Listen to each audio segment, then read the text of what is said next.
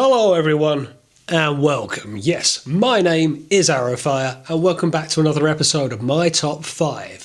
But before we start, a bit of housekeeping first. So thank you to everyone who's watched the channel recently, and in particular my last Lookout and Shout, my last review, which was of the Kang Toys Predaking, the Thunder King video, the combination video. It's gone down fairly well. Thank you very much for the comments and even being shared on the likes of Facebook via Dame Chock and other sites as well.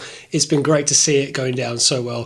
Thank you so very much. He's in pride of place. Just behind me, you can see the tip of his sword. But today we're doing something a bit different and something I want to do for a little while. I want to talk to you about my top 5 Transformers video games. Now, I've said in my 1000 subscribers special that video games have always been a big part of my life, and I think a few of you out there share the same interests as well. So I thought, let's go through some of the Transformers video games. Now, there's been some, but we haven't been blessed with a wealth of Transformer video games, and they tend to tie in with movie releases because of money, which, yeah, okay, fine, but we haven't been blessed with some absolute belters. But I reckon I've come up with 5 that at least mean something to me. Top 5. Number 5, the mobile game Transformers Forged to Fight. Now, mobile games aren't really my thing, and this one has actually since now been stopped, supported or discontinued, and it's a bit of a shame. But its premise was okay. It was to get as many different characters onto one team as possible, regardless of faction. You had essentially a progressionary step going through stage by stage, level by level, doing a 2D beat 'em up, or really a 3D rotating level, but it was a beat 'em up nevertheless. It did involve some transformation, but not much. But what I did like about it was the fact that you could make your own roster based on anyone you liked. You could have Beast Wars characters, you could have Generation 2 characters, Generation 1.5, Autobots, Decepticons, whoever you liked, making up your team and getting level qualities of characters within. So you could have a 2-star Optimus Prime, or a 4-star Optimus Prime, or a 5-star one. And it made for fairly good progressionary steps. Unlocking it was, yes, what we suffer with now with modern day gaming, particularly with mobile gaming, littered with microtransactions to get a character you particularly want. That feels a bit soulless, that's a shame. I didn't mind the game as a whole, certainly not for a mobile game. It's a shame it's discontinued. I would have liked to see something a bit more wider release onto consoles, a bit more fleshed out with an actual story arc to it, than rather just tapping on a screen in a button bashing format.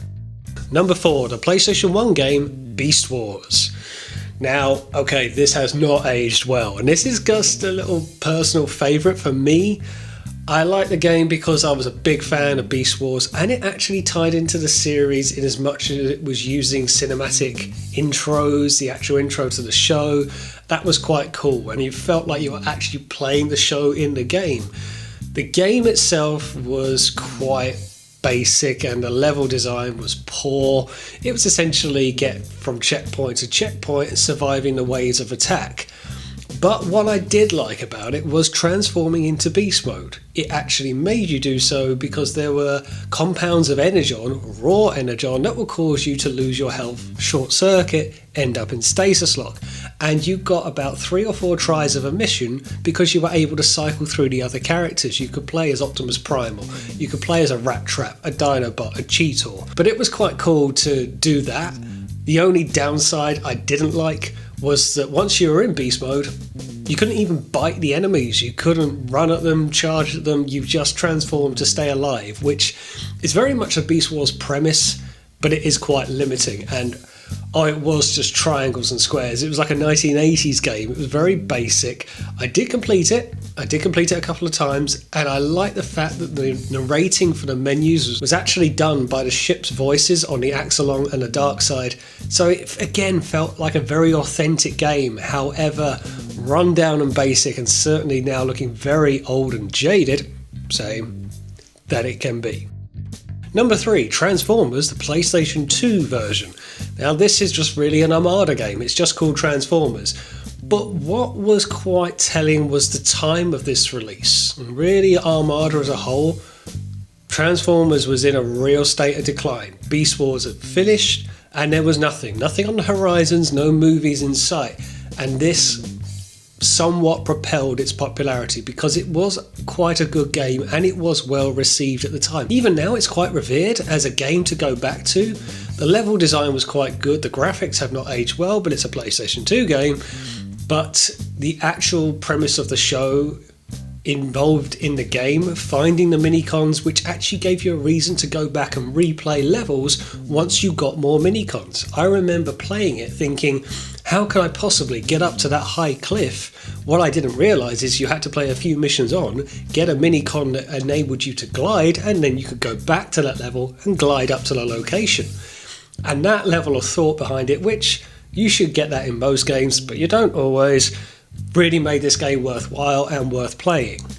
Now I will say I never actually completed this game. I got to Megatron, which I thought for many a year was the final boss, who absolutely destroyed me. I actually found out much later on that you would end up fighting Unicron, which would make sense, Unicron Trilogy. But I really did enjoy the game, and it has one of the most memorable boss scenes, not to mention other boss scenes as well. I did enjoy fighting Starscream in it, but I did love, as we all have mentioned before, that boss battle against Tidal Wave, which is still one of the most iconic Transformer video game moments. Number 2, Transformers Devastation. Had to make the list, didn't it? It's such a fanboy game, isn't it? It's such a here's one for you dirty G1ers. It's dripping with it. It's great, isn't it? Because the artwork is all cel-shaded, the voices are all in there, even Frank Welker, even Greg Berger, and you're essentially playing through a similar story arc through the first and second season of the TV show. And that's why it was just good fun to play. It wasn't a perfect game. The big downfall with this game, and with a lot of Transformer games, is that you can generally only play as the Autobots. Now, okay, that gives a wholesome ending, heroes triumph over evil, but at least in Beast Wars you could play as the Predacons.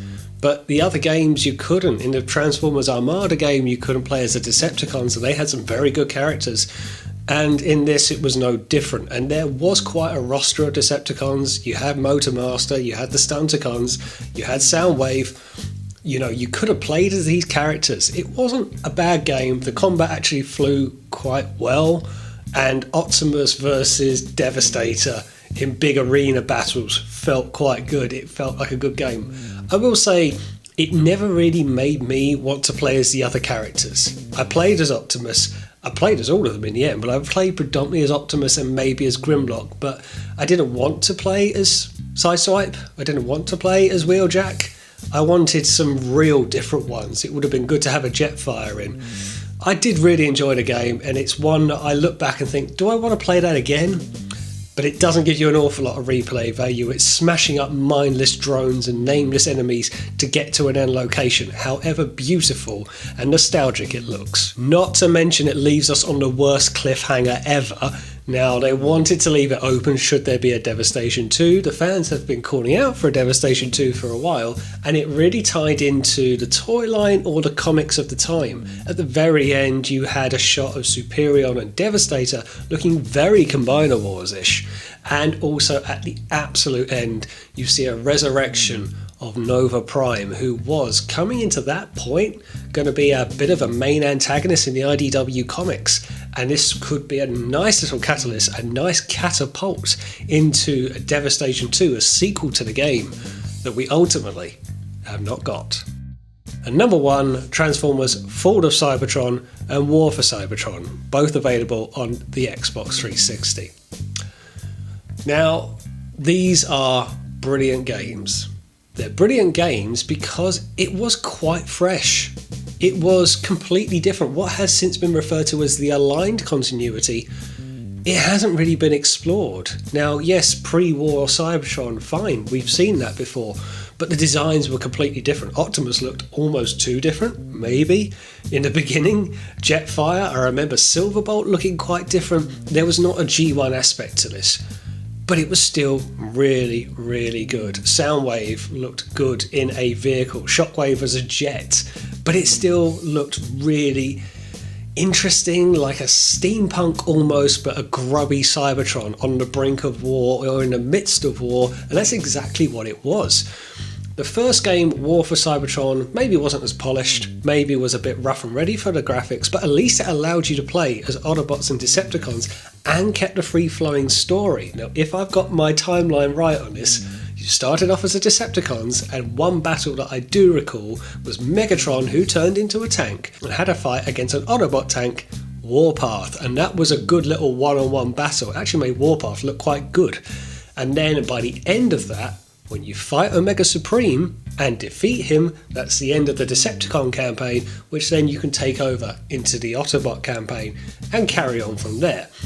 It might ultimately start with evil, end with good, whichever way you play it, but you do have the option to play as both sides, and that was quite interesting. The gameplay was a traditional Gears of War sort of style, over-the-shoulder shooting, maybe, cover shooter base game, but the end boss at the end of War for Cybertron is one of the best ones, I think. You have really Optimus versus Trypticon, and that's a really different look for Trypticon, and how he looks almost like a biped rather than a lizard dinosaur structure is quite a bit different. It's one I do really like to see. But going into Fall of Cybertron, things got a lot more polished, and there were a ton of Easter eggs in this.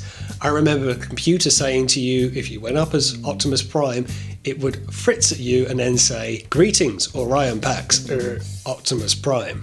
Very nice. You then got the introduction of Metroplex, and also, one of the best points of the game, playing as the Decepticons in Fall of Cybertron, playing as a combined Bruticus, laying waste to the Autobots. That was good fun. That's possibly the highlight of that game. Not to mention the Dinobots, not to mention Grimlock, in again a very sci-fi design with this massive head breathing fire, being able to play as that. It was really good fun.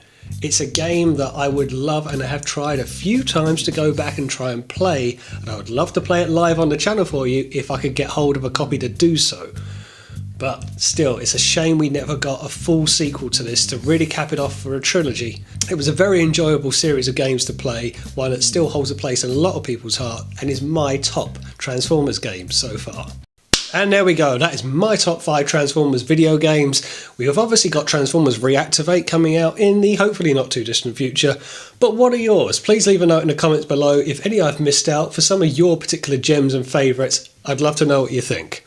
But thanks for watching, and I will see you on the next one.